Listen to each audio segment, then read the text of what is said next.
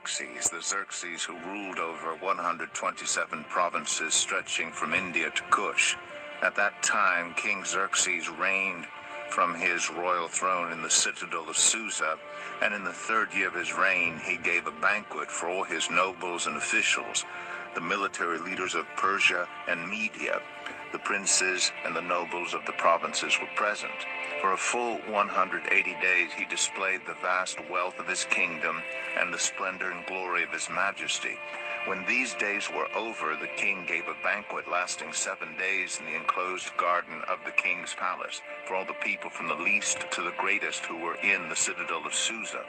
The garden had hangings of white and blue linen, fastened with cords of white linen and purple material to silver rings on marble pillars. There were couches of gold and silver and a mosaic pavement of porphyry, marble, mother of pearl, and other costly stones. Wine was served in goblets of gold, each one different from the other, and the royal wine was abundant in keeping with the king's liberality. By the king's command, each guest was allowed to drink with no restrictions, for the king instructed all the wine stewards to serve each man what he wished. Queen Vashti also gave a banquet for the women in the royal palace of King Xerxes.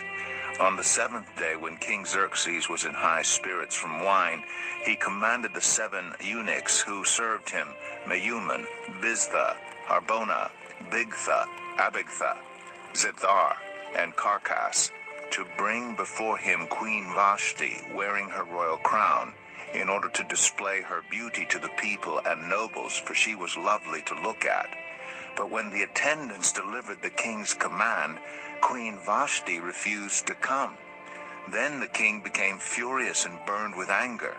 Since it was customary for the king to consult experts in matters of law and justice, he spoke with the wise men who understood the times and were closest to the king: Karshena, Shethar, Admatha, Tarshish, Meres, Marsena, and Memucan, the 7 nobles of Persia and Media, who had special access to the king and were highest in the kingdom.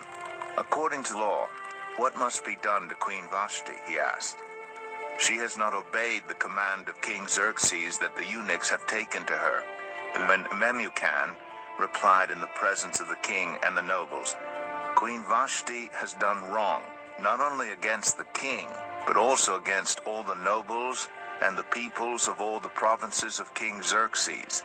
For the queen's conduct will become known to all the women, and so they will despise their husbands and say, King Xerxes commanded Queen Vashti to be brought before him, but she would not come. This very day the Persian and Median women of the nobility who have heard about the queen's conduct will respond to all the king's nobles in the same way.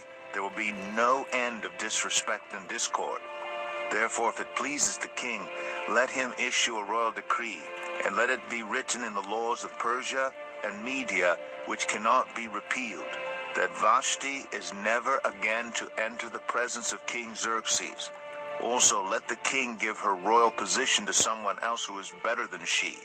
Then, when the king's edict is proclaimed throughout all his vast realm, all the women will respect their husbands, from the least to the greatest. The king and his nobles were pleased with this advice, so the king did as Memucan proposed. He sent dispatches to all parts of the kingdom, to each province in its own script, and to each people in their own language, proclaiming that every man should be ruler over his own household using his native tongue.